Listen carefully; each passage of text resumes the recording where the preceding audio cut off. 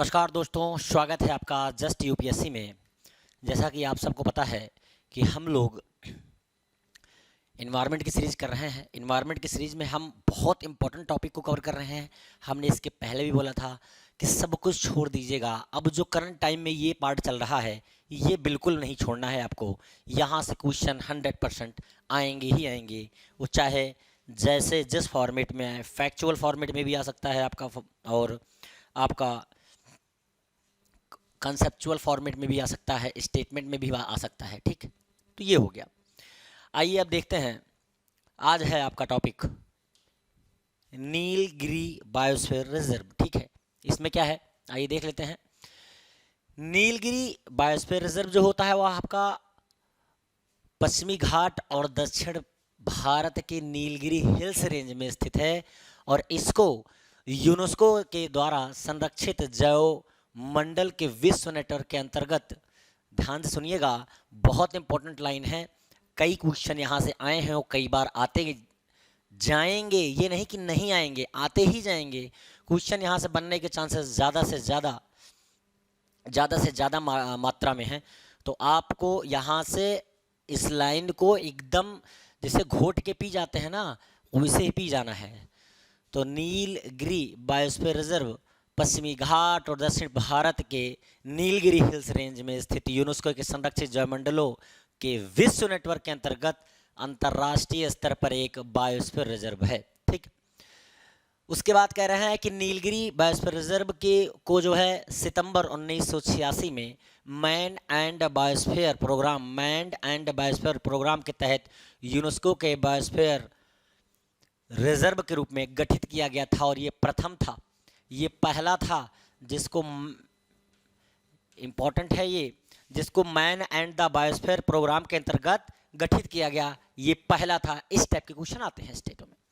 आगे क्या कर रहे हैं, यह भारत का सबसे बड़ा संरक्षित वन क्षेत्र है। ध्यान सुनिएगा, भारत का सबसे बड़ा संरक्षित वन क्षेत्र है, जो तमिलनाडु, कर्नाटक, केरल में फैला हुआ है। आप सबको जैसा कि पता है पूरी तरह से कि ये पूरा आपका भाग हो जाता है तमिलनाडु साइड में, ये इतना आपका केरल हो जाता है, और इस साइड में पूरा आपका कर्नाटक आ जाता है। तो आप समझ सकते हैं कि ये ट्राई जंक्शन पे है। यहाँ पर इस टाइप से देख सकते हैं आप, ट्राई जंक्शन पे है।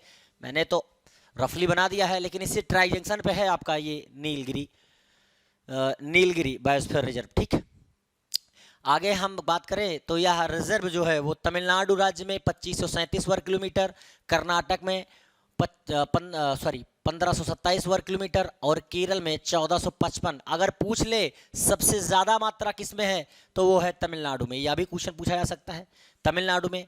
और सबसे कम किस में है तो पूछ ले तो केरल में है। ठीक है, ये भी पूछ सकता है।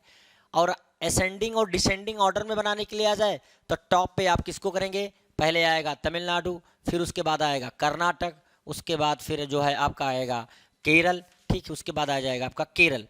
इस हिसाब से ये घटते हुए क्रम में है। बढ़ते हुए क्रम में अगर बात करें तो सबसे पहले केरल आ जाएगा, उसके बाद फिर तमिलनाडु आ जाए, कर्नाटक आ जाएगा, फिर तमिलनाडु आ जाएगा। तो कुल मिलाकर के आपका किसी भी एंगल से कर्नाटक बीच में ही रहने वाला है, आगे नहीं जाएगा। असेंडिंग ऑर्डर पूछता है, डिसेंडिंग ऑर्डर पूछता है, किसी भी एंगल पर पोजीशन चेंज होगी तो केरल तमिलनाडु की होगी, कर्नाटक की नहीं होगी। तो किसमें कितनी मात्रा में किस मात्रा में या कितना ज़्यादा है। अगर हम किलोमीटर की बात करें, सबसे ज़्यादा किस में है तमिलनाडु में, सबसे कम किस में है केरल में है, और मध्य में कौन है आपका कर्नाटक है। आगे आ जाइए, हम इसी की बात करते हैं। तो नीलगिरी पश्चिमी घाट का एक हिस्सा है। 2012 में इसको यूनेस्को द्वारा विविध या विश्व विरासत की बात कर सकते हैं स्थल के रूप में भी घोषित किया था। वनस्पतियों और जीवों से समृद्ध नीलगिरी बायोस्फीयर रिजर्व भारत का पहला महत्वपूर्ण जीव भंडार है। ठीक, आदिवासी समूह की बात करें तो बदगाश, टोंडा, कोटस, इरुल्लास, कुरम्बस, पनियास, अडिनियास, एडनादन, चेट्टीस, एडिनियादन, एडा, निदान, चेटियास या अल्लार, मलायन आदि रिजर्व के मूल निवासी हैं। तो थोड़ा नाम जो आपको अटपटे दिखे समझिए उसी साइड के हैं। और वैसे भी दक्षिण भारत में आप सबको पता है नाम बहुत कठिन होते हैं, बहुत टफ होते हैं नाम वहाँ के। जैसे सत्यमंगलम, अब कितना लंबा नाम है, 3-4 नाम एक साथ जोड़ के बना दिया गया है। तो इसी प्रकार से ये जो नाम है बदागास, टोडा, टोडा, कोटस, एरुलास, कोलंबस, पानियास, कोलंबस जैसे कोलंबस होता था ना तो उस टाइप से है, यहाँ पर कोलंबस है। उसके बाद पनियास है, अडियास है, उसके बाद एडा नादान है, चेट्टीस है, उसके बाद अल्लार है, मलायन है आपका, ये कुछ निवासी हैं। अगर हम बात करें आगे कुछ पशुओं की तो बंगाल टाइगर, भारतीय तेंदुआ, ब्लैक पैंथर, गौर, भारतीय हाथी, चीतल, हिरण, सांभर हिरण, ब्लैक बक, मलाबरी, वसील, गिलहरी, नीलगिरी मार्टेन, नीलगिरी ताहिर जैसे स्तनधारियों का घर यहाँ पर पाया जाता है। यहाँ के प्राइमेट में शेर पूंछ वाले मैकॉक, बोनट मैकॉक, नीलगिरी लंगूर और ग्रे लंगूर हैं। यहाँ पाए जाने वाले सरीसृप की बात करें तो भारतीय अजगर, किंग कोबरा, भारतीय कोबरा, मगर, मच्छ यहाँ पर पाए जाते हैं। ये इंपॉर्टेंट इसलिए है कि बहुत लोगों के दिमाग में आ रहा होगा कि भाई इसको याद कैसे करेंगे। कुछ इंपॉर्टेंट नाम आप जरूर याद रखिए कि तेंदुआ जैसे देखिए यहाँ पर हमने देखा भारतीय बंगाल टाइगर यहाँ पाए जाते हैं, भारतीय तेंदुआ यहाँ पाया जाता है, जो कि नॉर्मली कहते हैं कि किसी एक पर्टिकुलर जगह पे पाया जाता है, ऐसा सोच सकते हैं आप, तो ऐसा नहीं है, यहाँ भी पाया जाता है आपका, ठीक है। अब शेर पूंछ वाले मैकाक पाए जाते हैं, ग्रे लंगूर पाया जाता है। कुछ इंपॉर्टेंट नाम आप अच्छे से देख लीजिए, बाकी सब याद करने की जरूरत नहीं है, बता भी दे रहे हैं आपको, ठीक है। आगे कह रहे हैं कि यहाँ के पक्षी भारतीय मोर, यहाँ के पक्षी भारतीय मोर, नीलगिरी पीपट, नीलगिरी हंसाने वाले thrush, Nilgiri flycatcher, great hornbill और मालाबार ग्रेट हॉर्नबिल। अगर हम बात करें ग्रेट हॉर्नबिल, जो ये त्यौहार है आपका, ये फेस्टिवल है, त्यौहार है आपका, ये कहाँ मनाया जाता है तो ये नागालैंड में मनाया जाता है। कहाँ पर? नागालैंड में मनाया जाता है, ठीक है। कहाँ मनाया जाता है? नागालैंड में मनाया जाता है। आगे आइए देख लेते हैं। यहाँ 2 लुप्तप्राय प्रजातियों की सबसे बड़ी आबादी है, शेर पूंछ वाले मकाक और नीलगिरी ताहिर की बात कर रहे हैं। अगर हम आगे आ जाएं, जीवमंडल के आरक्षित क्षेत्रों की बात करें तो साइलेंट वैली नेशनल पार्क यहीं पर है। साइलेंट वैली, हाँ, जैवमंडल के अंतर्गत संरक्षित क्षेत्र कौन कौन से हैं तो देख लीजिए, silent valley national park, Mukurthi राष्ट्रीय उद्यान, बांदीपुर नगर होलराज टाइगर रिजर्व, मुद्दुमलाई वन्यजीव अभ्यारण्य, वायनाड वन्यजीव अभ्यारण्य, आरालाम वन्यजीव अभ्यारण्य, सत्यमंगलम जैसे नाम लिया था ना वन्यजीव अभ्यारण्य। याद रहे कि यहाँ से यूपीएससी ने हर बार क्वेश्चन पूछा है, 2020 में पूछा, 2021 में पूछा, 2022 में पूछा, 2019 में पूछा, घुमा घुमा के क्वेश्चन पूछती है यूपीएससी, उसी टॉपिक से पूछेगी। जैसे आपको ये पता है फंडामेंटल राइट और डीपीएसपी जो आपका है, नीति निर्देशक तत्व है, मूल कर्तव्य, यहाँ 3 में से 100% क्वेश्चन आना है। मैक्सिमम 3 क्वेश्चन, मिनिमम 1 क्वेश्चन आने ही हैं। मैक्सिमम इसलिए बोल रहा हूं कि नॉर्मली इंटरलिंक करके और आ जाते हैं चैप्टर से, लेकिन इन 3 चैप्टर से पक्के क्वेश्चन आने हैं। आप स्टेट एग्जाम में चले जाइए, कम से कम 5 से 6 क्वेश्चन आपको इसी में से मिल जाएंगे। राष्ट्रपति राज्यपाल से 100% क्वेश्चन आने ही आने हैं, इनको आपको एकदम रेडी रखना है।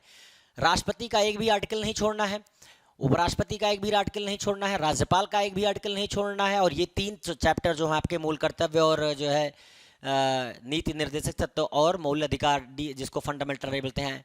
तो कहने का मतलब आप ये सोच रहे होंगे कि ये चीजें यहाँ पर क्यों बोली जा रही हैं। ये इसलिए बोल रहा हूं मैं कि कुछ सम पॉइंट इंपॉर्टेंट है, इसलिए लक्ष्मीकांत में ये इंपॉर्टेंट है आपका, ठीक है, पॉलिटी में।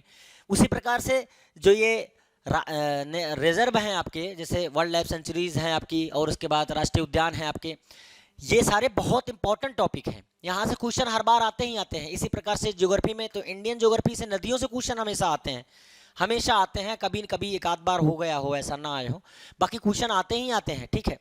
साइंस में टेक्नोलॉजी से क्वेश्चन करंट अफेयर के आते ही आते हैं। अगर हम आईआर की बात करें तो आईआर से इंटरनेशनल ऑर्गेनाइजेशन से क्वेश्चन आने ही आने हैं आपको। 3-4 स्टेटमेंट में 3-4 ऑर्गेनाइजेशन को मिक्स करके दे देगा और बोलेगा पेयर बना के बताइए क्या होगा। तो कहने का मतलब है कुछ पेट हैं, कुछ एकदम फिक्स हैं, वहां से आएंगे ही आएंगे। वो आपको देखने वाली बात है कि आप कितना अच्छा परफॉर्म करते हैं जब आपको सारी चीजें पता है। ये है नीलगिरी, बायोस्फीयर रिजर्व बाकायदे कलरफुल है, ये बनाया गया है। केरला, तमिलनाडु, कर्नाटक, ये पूरा देख सकते हैं आप, ठीक है। ज़्यादा से ज़्यादा समझ में आए, यही प्रयास किया गया है। इसका सिर्फ और सिर्फ एक ही मोटिव है कि आपको ज़्यादा से ज़्यादा मात्रा में समझ में आए। उसके बाद क्या गया, शेषाचलम की हिल्स यहाँ पर हैं। आपने शेषाचलम की पहाड़ियों के विषय में मूवी देखी होगी, एक आया है वो पुष्पा मूवी आई है, द राइज ऐसे करके उसका नाम है। तो उसमें बोला, स्टार्टिंग जो होती है ना, तो उसमें बोलता है सीधा सीधा कि ये जो चंदन की लकड़ी है ये सोना है, सोना।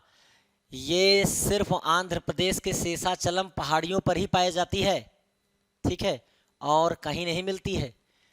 और इसकी भारत से बाहर जो है डिमांड बहुत ज़्यादा है। जड़ी बूटियों में, मेडिकल लाइन में इसके बहुत ज़्यादा एप्लीकेशंस हैं, ठीक है। तो आंध्र प्रदेश ये देख लीजिए, शेषाचलम की पहाड़ियाँ हैं। नीलगिरी है, ये ट्राई जंक्शन में, मैंने बता ही दिया है आपको, ठीक है। आगे देख लेते हैं नंदा देवी बायोस्फीयर रिजर्व। इस पे भी यूपीएससी ने डायरेक्ट क्वेश्चन पूछा हुआ है 2020 में। 2020 में उठा करके देख लीजिए, डायरेक्ट क्वेश्चन आया हुआ है।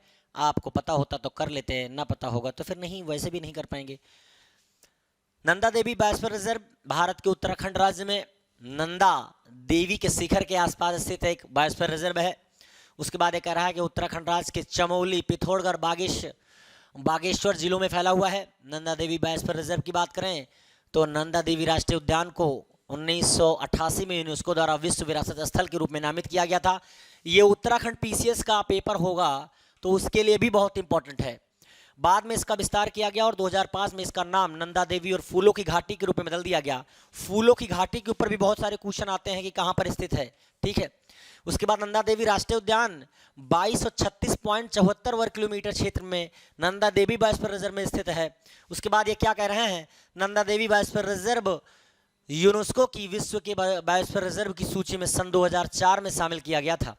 हिमालयन कस्तूरी मृग, यही क्वेश्चन पूछा था यूपीएससी ने डायरेक्ट कि हिमालयन कस्तूरी मृग कहाँ पाया जाता है। एक हिमाचल प्रदेश का भी राष्ट्रीय उद्यान था वहाँ, और नंदा देवी। इन दो ऑप्शन में थे, वो दो सही थे बेसिकली चार ऑप्शन दे रखा था। उसके बाद उन्होंने पेयर बनवाए थे, 1 2 1 2 3 वैसे बनाते हैं वैसे, तो थे वही दो, 1 2 ऐसे करके आप ऑप्शन टिक कर सकते थे अगर आपको पता होता। और आपको मैं बताऊं, ऐसे ऐसे ऑप्शन होते हैं ना यूपीएससी में, कॉमन सेंस लगाइए। आपको एक ऑप्शन हिमाचल प्रदेश का मिला, एक उत्तराखंड का मिला, तो दूसरा तमिलनाडु का मिलेगा, तीसरा असम का मिलेगा। तो आप असम तमिलनाडु में डिफरेंस समझ नहीं पाएंगे क्या कि तमिलनाडु का कौन सा है और असम का कौन सा है। और अगर तमिलनाडु का है तो क्या कस्तूरी मृग के विषय में हमने बात की कहीं पर? अभी नहीं की ना। तो ऑब्वियस सी बात है, इतनी छोटी छोटी बातों को थोड़ा सा ध्यान रखना होगा और आपका एग्जाम बहुत अच्छे से क्लियर हो जाएगा। एटलीस्ट जीएस तो नहीं रुकने वाला है। अगर आपने छोटी छोटी बातों को ध्यान में रखा, वहाँ पर ऐसी बातें आएंगी, वो 2 घंटे मैनेज करना बहुत कठिन होता है। मैं पर्सनल एक्सपीरियंस बता रहा हूँ आपको जैसे आपने खूब अच्छे से पढ़ाई की और रिवीजन करके बार बार गए, और वहाँ पर जब आप एग्जाम दे रहे होंगे तो मैं आपको बताऊं कि दिमाग में बार बार स्ट्राइक करेगा, ये नहीं ये होगा, ये नहीं ये होगा। लेकिन जब पहली बार आप रीड करके जब किसी ऑप्शन पे जाते हो और आपको जो ऑप्शन सही दिखता है, अगर आपने उस पर टिक किया तो मोस्ट प्रोबेबली चांसेस ज़्यादा होते हैं कि 99% वही सत्य है, वही सही होगा। उसके बाद जो आप पीएचडी करने लगते हैं, नहीं ये तो यहाँ पर था, उसके बाद ये यहाँ पर आया, फिर वहीं से सारी खेला गड़बड़ हो जाता है। तो मनोवैज्ञानिक पेपर बनाता है यूपीएससी, और जो आपको वहाँ पर कंफ्यूज करेगा ही करेगा, 100% आपको लगेगा कि एकदम सच है, ठीक, उससे बचना है हमें।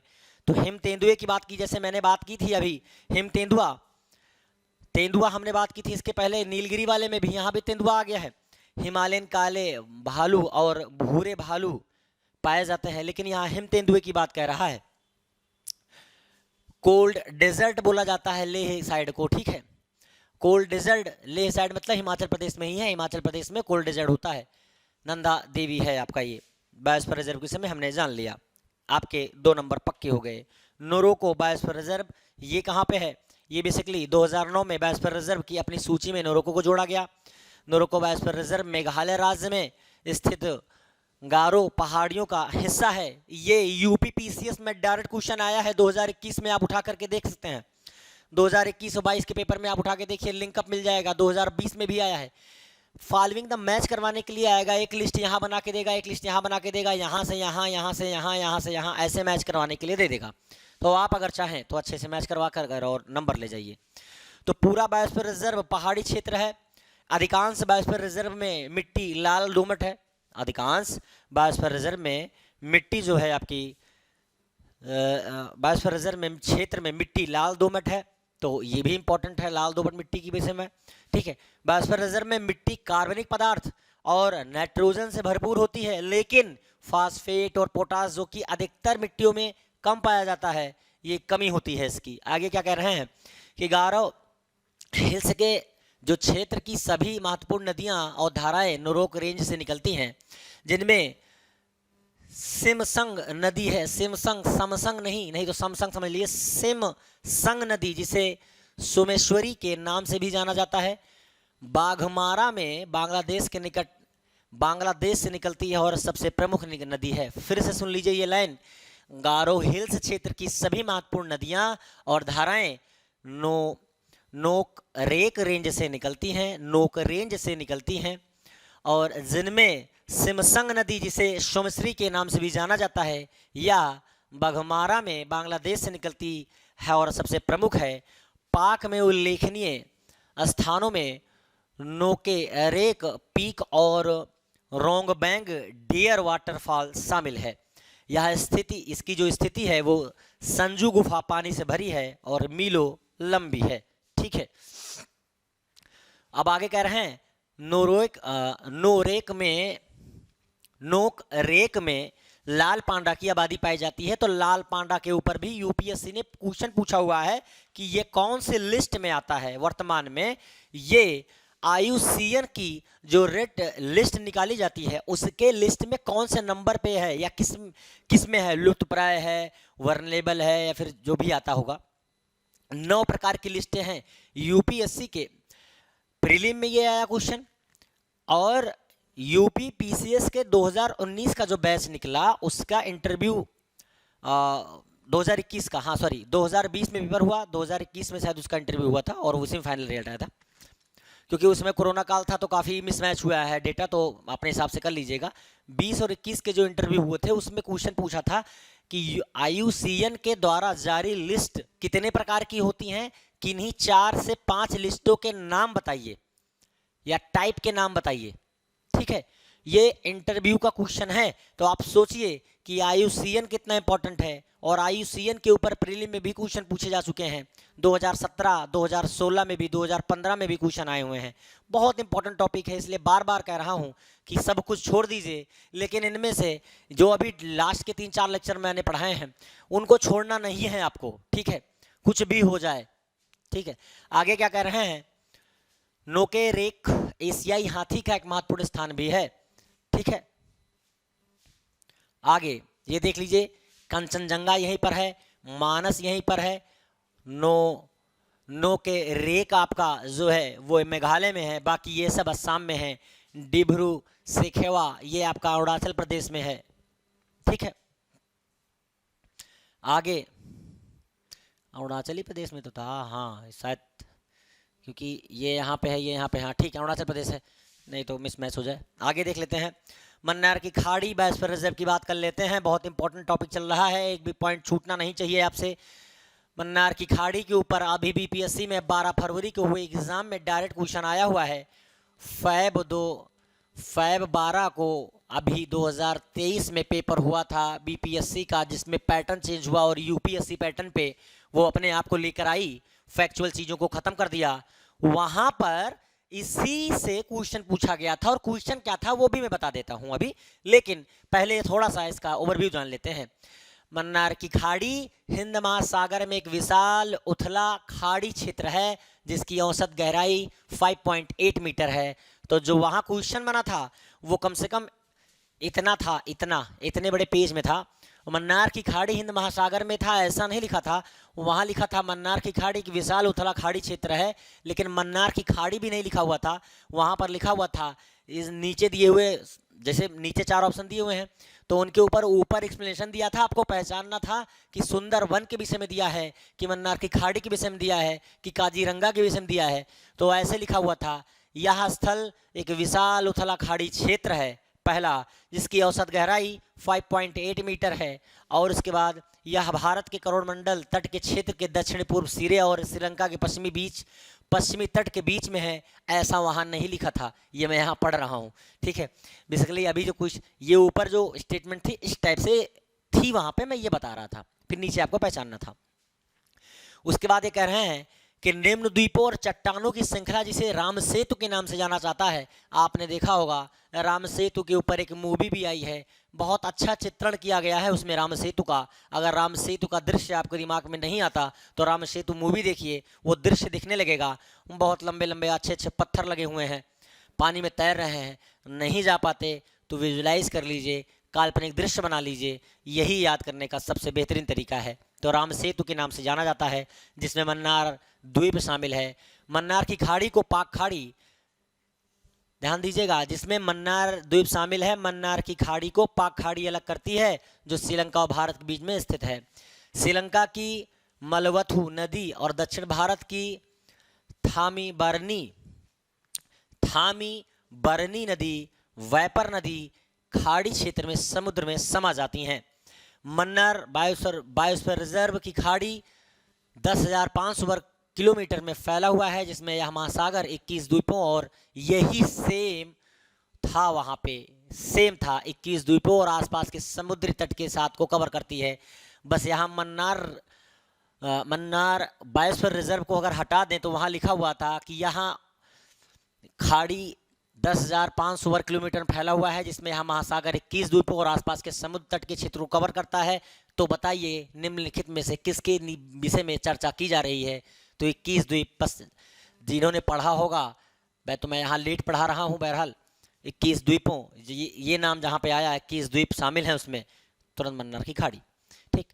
टापू, और अगर हम बात करें आगे, टापू तटीय बफर जोन में समुद्री तट, मुहाने और ट्रॉपिकल ड्राई बोर्डलीफ फॉरेस्ट शामिल हैं, जबकि समुद्री वातावरण में समुद्री शैवाल समुदाय, समुद्री घास समुदाय, प्रबल भीतियाँ, नमक दलदल और मैग्रोव वन शामिल हैं। तो प्रबल भीतियों पर भी बहुत क्वेश्चन पूछे जाते हैं यूपीएससी के थ्रू, ठीक है। ये कुछ इंपॉर्टेंट टॉपिक हैं, बदलते ट्रेंड के हिसाब से इनके क्वेश्चन की लैंग्वेज भी बहुत गजब की आएगी 2023 के प्रीलिम में, ठीक है।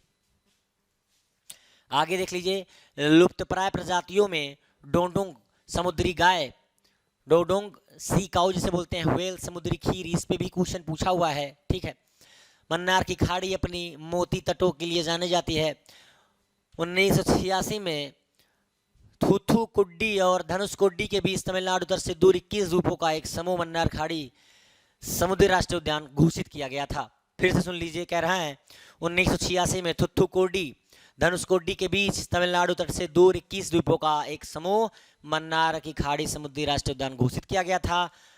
पार्क और इसके 10 किलोमीटर के बफर जोन को 1989 में बफर राष्ट्रीय रिजर्व, बायोस्फीयर रिजर्व घोषित किया गया था। तो कुल मिलाकर के कहने का मतलब ये था, शेषाचलम की पहाड़ियाँ हम बता ही चुके हैं आपको, ठीक है। और अगस्त मलैया है आपका, ये गल्फ ऑफ मन्नार है आपका, नीलगिरी रिजर्व है आपकी। तो कहाँ पाए जाते हैं आपने देख लिया होगा। अब इसके बाद आ जाते हैं, आपका बहुत इंपॉर्टेंट टॉपिक चल रहा है, तो है ये आपका सुंदरवन बायोस्फीयर रिजर्व। यहाँ से क्वेश्चन पूछे जाने की संभावना है, मैंने जैसे कि पहले बताया है, बहुत ज़्यादा है। तो आप अपनी तैयारी को बेहतर बनाइए और इन सब लेक्चर को देख डालिए। तो मिलते हैं आपको नेक्स्ट लेक्चर में और पढ़ाएंगे आपको सुंदरवन बायोस्फीयर रिजर्व। तब तक के लिए नमस्कार, जय हिंद।